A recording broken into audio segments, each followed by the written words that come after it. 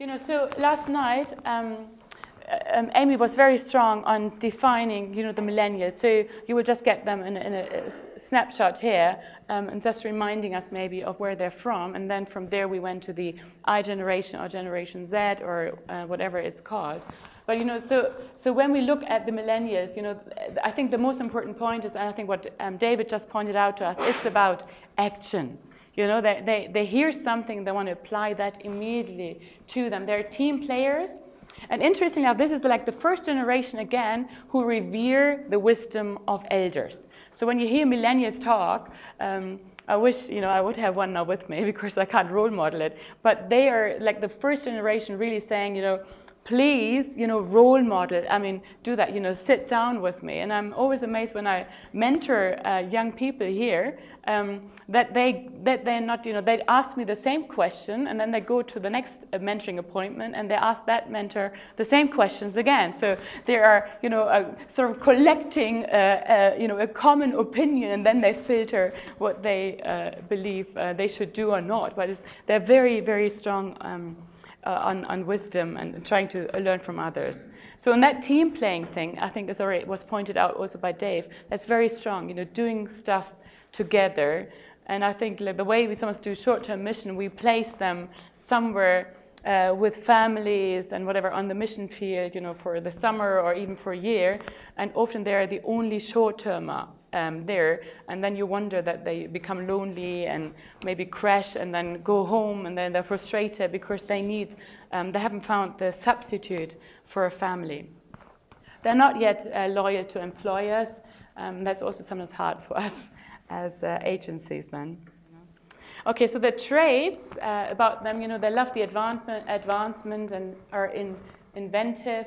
You know, they love adventure. So a lot of stuff we heard this morning from Dave, it's a lot about adventure. You know, the excitement in the room when you have 60 to 80 young ones, or even you provide conferences for them. There's lots of stuff in there for them to do. They love transparency, multitasker, collaboration. Again, you know, we think global.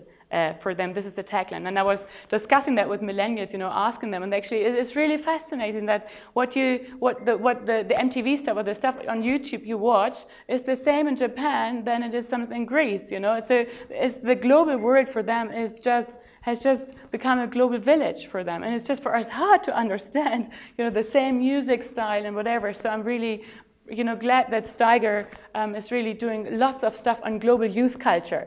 I was always arguing with Luke, is that possible to have a global youth culture as such? But there are niches in there and differences, but actually there is a global phenomena of young people, and they can actually not speak the same language, but they understand, and then they would just, you know, communicate with each other, you know, on Facebook, you know, load up different YouTube videos, and then they speak the same language. I think this is inconceivable for the older, you know, how this could be possible.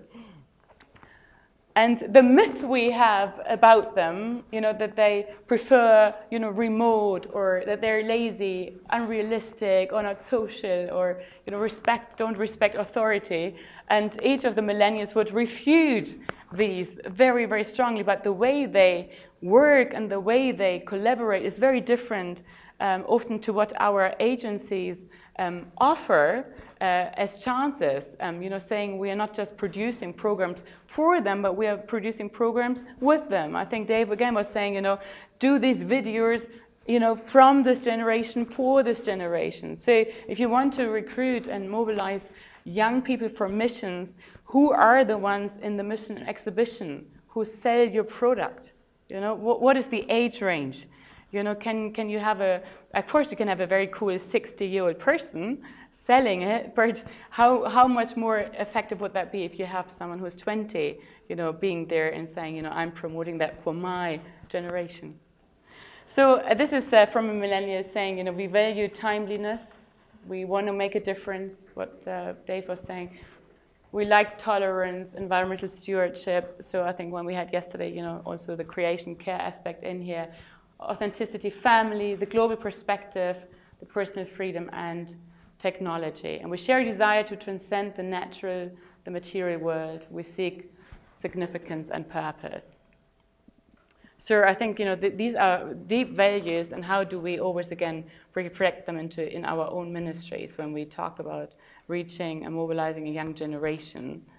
Are we often one-sided? And I was just in a discussion with mission leaders, and they were so strong on saying, proclamation is only word. The word has changed Africa. The word has changed everything. And then the young ones in the room were like completely appalled. How can you even be so one-sided in the way you do missions?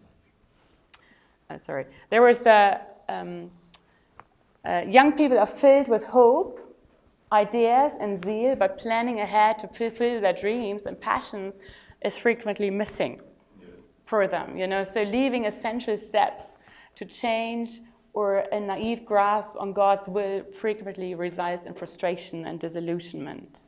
And I wonder, how can we bridge that, It's one of the hot topics always again, discerning God's will. What does God want from me? Who am I that I can change the world? And then we are not walking the next steps, with them and saying, this is what we discover together, how God is leading you on. And there was, I brought you research over the last few years, which was always like the latest research on the market. One was what we already discussed this morning about, when do young people come to faith?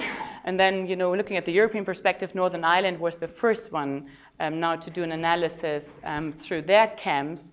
When do young people come to faith? And this is the latest one. From Youth for Christ, the Gen Z, Rethinking Culture. And so you can have the presentation later, but there's the link there. It's really worthwhile looking at it, but you cannot download it. You can just sort of take some slides off it. And they analyzed, thousands of young people, and it's just a UK report. So you have to forgive me again, looking at what it could mean in your own context. And I just roughly just want to show you just a few slides on this, because now we're not just talking about the millennials, but also the next generation down the road, who are now our teenagers. And I often think, the way, we bring up our teenagers, these are our future missionaries, how does that play out, And so again, you see the hobbies there, it's like huge, YouTube videos, it's just huge. TV series that we heard, from Amy, it's just huge, the way they engage. Hardly anyone has the television anymore, and TV and films, using social media, it's just huge. And then, you see gaming and sports and whatever coming next to it. But this is really such a different paradigm than what we have experienced in the past. And our parents constantly struggle with that, or as you were just sharing, Paul, you have these ones in your living room, but they do everything at the same time.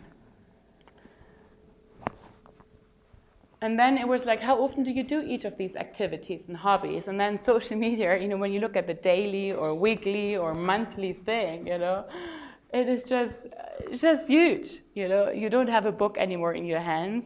It's either an audiobook or nothing. And you just take, you download your favorite podcasts and YouTube videos, whatever you want to see, and you just do it as you travel everywhere. So this is like you. How old are the children? Between the age of 11 to 18. So this is now teenagers, right? And teenagers in the UK. It's just the iGen. Yeah, exactly. That's the generation already after. So, and I wonder about our websites. When we go and check your websites, how many videos are on your website, when you promote missions, and you want to engage with the young generation? How much is there about music? How much is there, about the interaction? Can they actually give their feedback immediately? Can they rank or even rate your mission agency, the stuff they do? Are there blogs on site where people can follow the stories and so on? And then it was asked, what is your favorite place you like to spend your free time with, and so it's, it's outside with friends, where's the highest, or home with friends, or on the internet, it's not ranking, you can have a multiple choice here, but it's again, this friendship thing, it's just confirming what Dave is saying this morning. And then you look at club activities or group not related to school, this is tiny, so it's tiny. So when I shared with you last year the fresh report from the UK on churches, and in the UK, having found out that only 50% of churches any longer, offer youth work, and then 50% of these who offer youth work said it's irrelevant what we do. You can look it up from Youthscape. I just thought this is horrible, So it's even extra hard for us to even get them into our youth work because this is completely unattractive to them. So this book is quite new in the market from Andy Crouch, and I loved when I read it, this week. Technology is in its proper place when it helps us bond with the real people we have been given to love. It's out of its proper place when we end up bonding with people at a distance like celebrities whom we will never meet. And these YouTubers, the new stars, as Amy was saying last night, having millions of followers, and you just aspire to be like them. It's just not achievable. Technology is in its proper place when it starts great conversations. It's out of its proper place when it prevents us from talking with and listening to one another. So this is the book on how to raise your kids in a very techie society. And there are some new rules brought to the table. What can you do?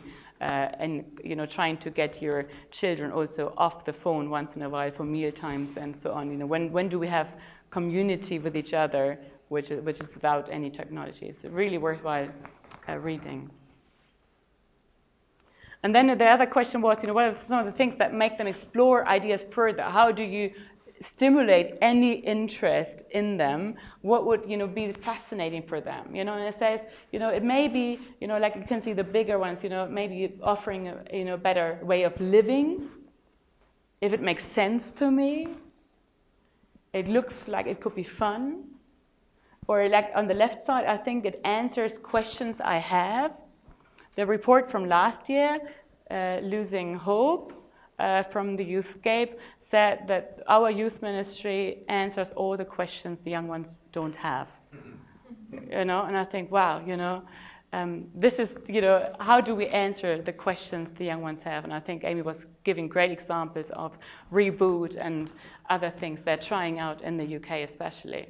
So I always think there's so much we can learn, actually, also from the UK. And again, this, it could be worthwhile. I think what we heard this morning, I can make an imprint somewhere. Priorities for them. And I thought that was really fascinating. I did not expect these answers to be with that high in the percentages. But it's like making my family proud of me. 82% of teenagers say this is my, one of my priorities. Or feeling that I have achieved something that matters, becoming a better person, becoming successful. They look at YouTube and Facebook and everyone seems to be so successful. Or even helping others. So how does that ring in our youth work and the way we answer as we mobilize for missions? What are the priorities for them and what is it for us? And then the ambitions they have, which is, again, mirroring what Dave said, they want to make a difference in the world, but not as high yet. Adventure, being well known is also important for them, And is again, exactly how many followers do you have on Instagram and Snapchat and so on? My faith religion is not very high, and risk, not too much either. The last one, one of the last ones here, religion and faith, saying we believe in God, 32%, and God, whatever that might mean in their context. Believe in ghosts and spirits, like 22%, and then don't believe in either, don't. Now, would you consider yourself a follower of Jesus or the Christian faith and religion? I was actually very amazed. It was a bit different to what I heard last night from Amy. That was just the Youth for Christ research here. That 59% consider themselves followers of Jesus.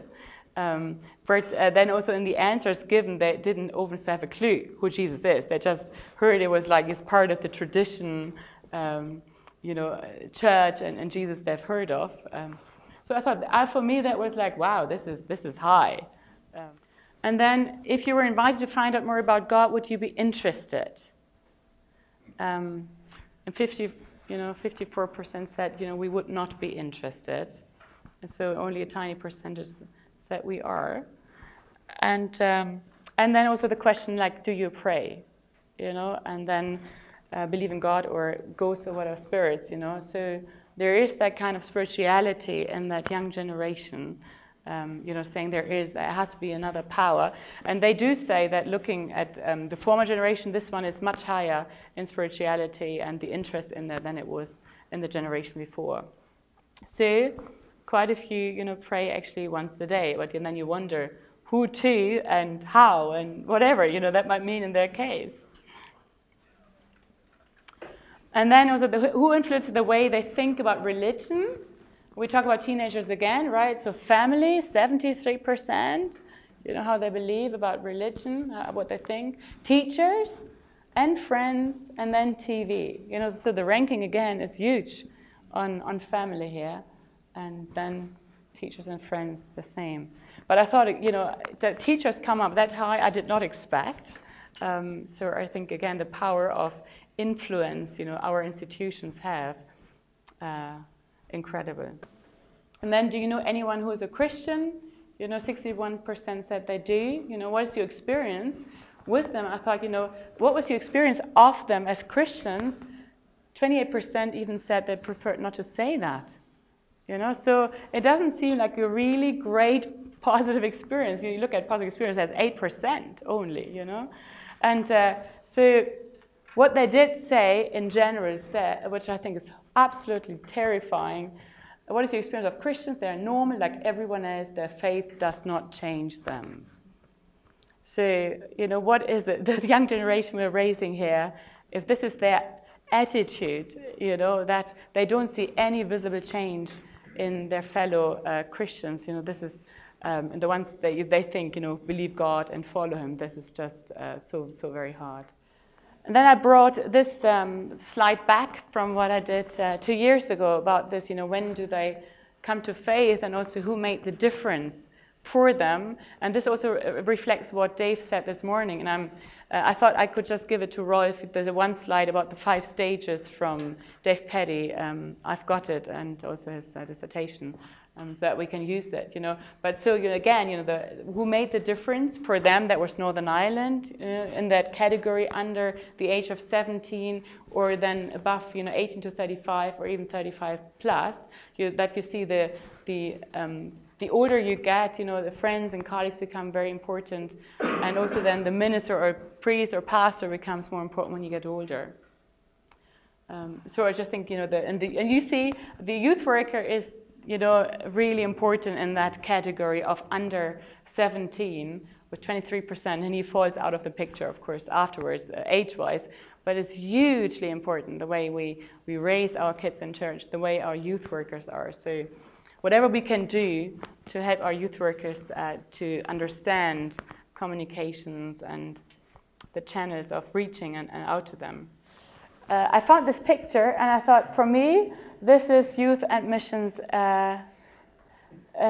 you know, in Europe. How do we play, you know, the game? And often I feel we're playing against each other, and we're playing downhill. There's no chance we can actually get you know, score any goals here on this. I don't know who set it up, but I thought it was absolutely a fantastic football pitch, you know. And I wonder, you know, that youth is on one side or mission on the other. How does that, you know, really, you know, are there any team players on the field? And we try to really struggle with that concept of it, or, you know, is it just we just leave it. We just let the ball drop, you know, roll into the waters, and this is it. Because it is very hard, but I think we are very encouraged from Dave this morning. You know, last night Amy gave us all the reasons. I mean, it was like, you know, the anxiety and all of it. It was very hard, you know, to be hopeful. Then I think this morning we had a very clear presentation from Dave adding to that and saying, you know, that there are ways of reaching the next generation and the way we can do it. So, our responsibility, and I was really struck by these verses recently from Psalm 78, verses 4 to 9, and my gist out of it, you know, we will tell the next generation, but no matter what we taught them, they turned back on the day of battle. I'm just going to give you the full verses here. that we will not hide from the descendants. We will tell the next generation, this is, having the next generation in mind, the praiseworthy deeds of the Lord, his power, and the wonders he's done. And we create all these laws. And so the next generation would know the laws. Even the children yet to be born, they in turn would tell their children. Then they would put their trust in God and would not forget his deeds, but would keep his commands. They would not be like their ancestors, a stubborn, rebellious generation whose hearts were not loyal to God, whose spirits were not faithful to him. And then it talks about the men of Ephraim. They had everything in their hands, the tools and so on, but they turned back on the day of battle. And as we talk about, younger leaders running the race, young people running the race in faith, we have so many people turning back on the day of battle. And, Michael, when he was here, saying that between the age of 35 to 45, this is the most crucial age then as a younger leader goes into responsibility and whatever, to actually not just lose their ministry, but also lose their faith. I have so many friends at the moment in Germany, my superstars I work with, and quite a few of them have just become agnostics recently. Like they were like the cracks of the German evangelicalism and youth work, challenging thousands and thousands to commit their lives to Jesus, and now everything is off. It hasn't proven to be true to them. So what is that we do? What is that we pass on to the next generation? The praiseworthy deeds of the Lord. What is that we pass on? And also, about the wonders, and is there the experience of the holiness of God in there, that they would put that trust in God? What are we doing that they won't forget his deeds? And WEC also did some research, that mission agency. They had a fantastic paper on reaching millennials in their mission agency. And I forgot the guy's name. He said, for millennials, the call to surrender themselves to him seems to be more compelling than the need to reach the specific mission goals. So what is your selling point? You're coming with your 100 people groups, and this is the project. We need 10 more people, medical doctors and whatsoever. Or it is about, the bigger vision, of saying these are the needs. These are not these, but actually I'm doing that for God. I'm motivated to be part of God's kingdom. So what is that we can offer in missions? And I found, I got to be friends with DCPI, the Disciple Church Planting movement across the world. They have this big dream of planting 5 million churches by the year 2030. And it's interdenominational. It is just one organization serving churches worldwide. And I think, I agree that we have these needs, and how do we encounter these, that we challenge the young ones to be part of that and say, whatever you can do, you're going to leave an imprint on people's hearts and you're going to bring a change. Or that we have role models, that we're not just talking about reaching them, but we are reaching with them, encouragement, training, opportunities. What is that we're providing where people can really be part of and not just are an add-on, but actually are having a crucial voice here. So young people are not passive recipients, but they must be indispensable partners. And that, I think that the partnership always, again, is the key. It has to be together and not just, us doing it for them, but it's with them. And I was really fascinated, how does that work with mission and maturity and balancing it all and trying to see what's out there. And I was really encouraged that mission agencies are much more now testing and trial and error and so on than ever before, I think because we're more desperate. Our mission agencies sometimes get smaller and losing our Bible schools and so on. And so this is one of the ones I really loved. I've been to it. I was able to speak to the staff. The OM Riverboat, just a testing period of 3 months, started in January until April. Anyone been on it? It toured Europe and the various harbors, and so it was connecting with the churches. But what I loved about it, so it was discipleship while they were on this boat for 3.5 months, very international and so on. But what they did offer is an escape room. You know, the concept of an escape room, you're going in there, you're locked for 1 hour. Well, in there you were locked for 2 hours. And then I did it in different languages, but then the question was, you know, can you discover the secret? So we were all addressed, you know, I mean, secret agents. Everyone, I mean, played it amazingly well. I mean, I hated them, the way they played it, but they were excellent, the way they played it. But it was like really scary, and then we were trained to be secret agents, and we had to try and get out of 5 rooms. And in the end, it was not possible. We needed the last key to get out of it. And then actually the key came to us, which is then different. But we had to, you know, go through various riddles and had to, I mean, discover, you know, secret writing on the wall. And the toilet handle in the end was like, you know, the solution to get into the next one. And then you got this certificate of being an agent. The last milestone was getting off the boat into a nearer building. You had to follow clues, and then you had a simulation there where you had to now, what you just learned in your tracking of 2 hours of being a secret agent, discovering the mission of EL, that was always like, you know, as you can see, EL, that was, you know, the short acronym for God. You were on a mission for L, and then you actually had to go and share what you just learned and received from L to homeless people. But it was just a simulation, right? But you had half an hour to share the gospel, and they gave you the hardest time ever, ignoring you and didn't want to listen to the gospel. So it was really quite a good turn off.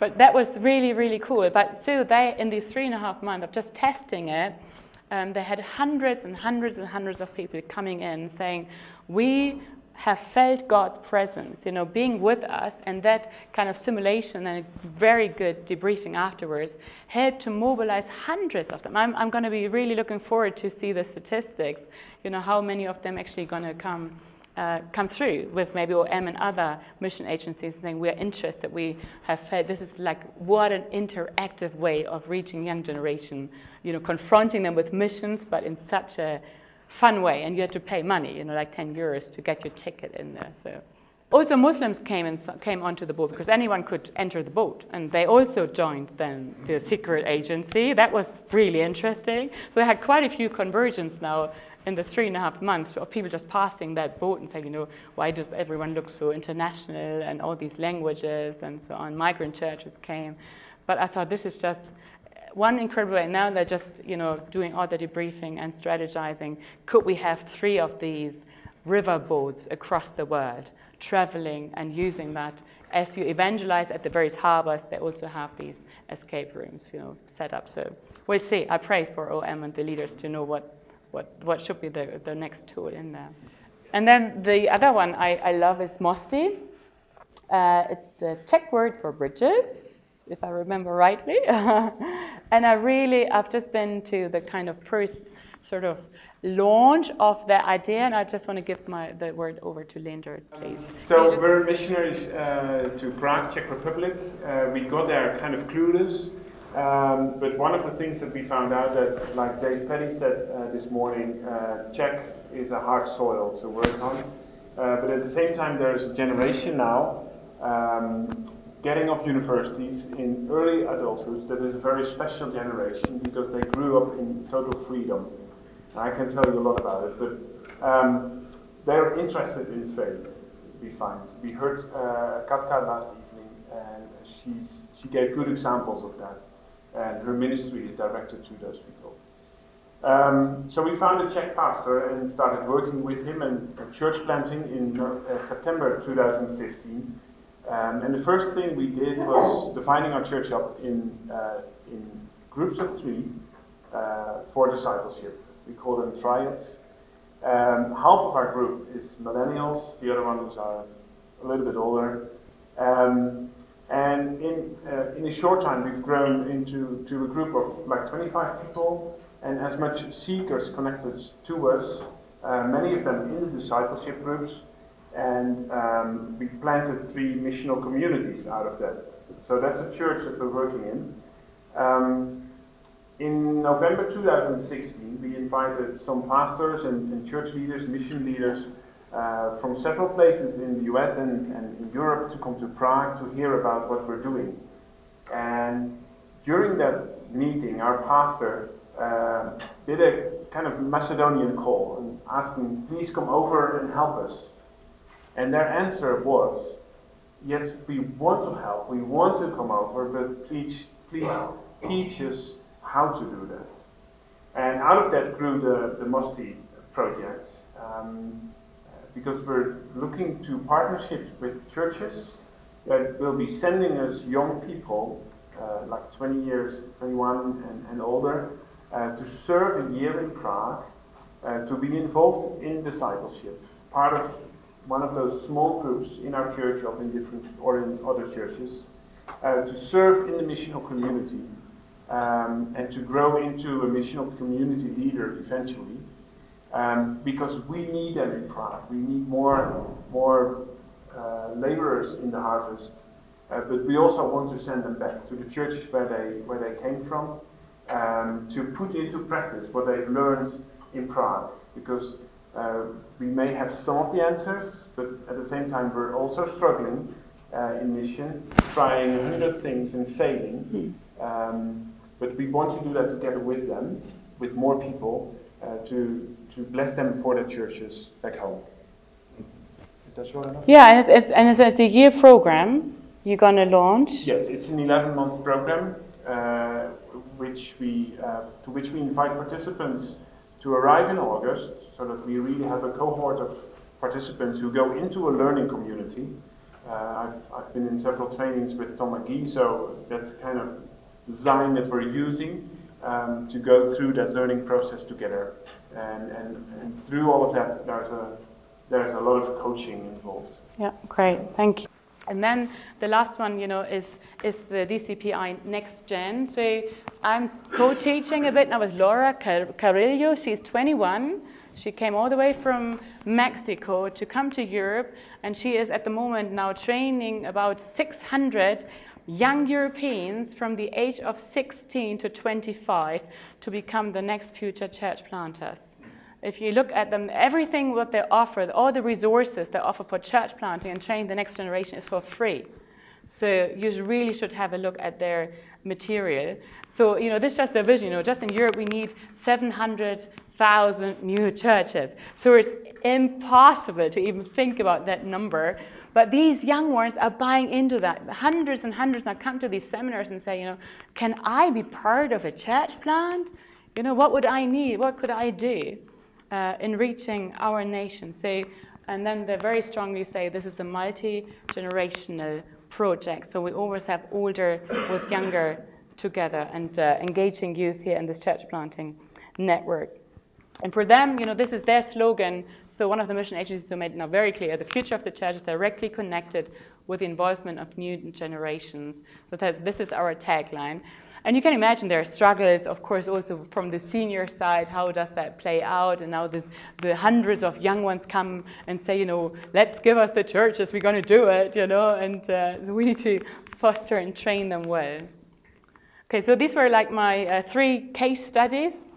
And I just want to finish with that. If you want to change society, this philosopher said, whether it can be done, and so that was the question. And he said, neither revolution nor reformation can ultimately change a society. Rather, you must tell a new, powerful tale, one so persuasive that it sweeps away the old myth and becomes the preferred story, one so inclusive that it gathers all the bits of our past and our present into a coherent whole, one that even shines some light into the future so that we can take the next step. If you want to change a society, you need to tell an alternative story. And I wonder, what is the story we are telling as mission agencies to our young ones? Is that the story from the past, the way we did it and the way things didn't work, or are we having an alternative story?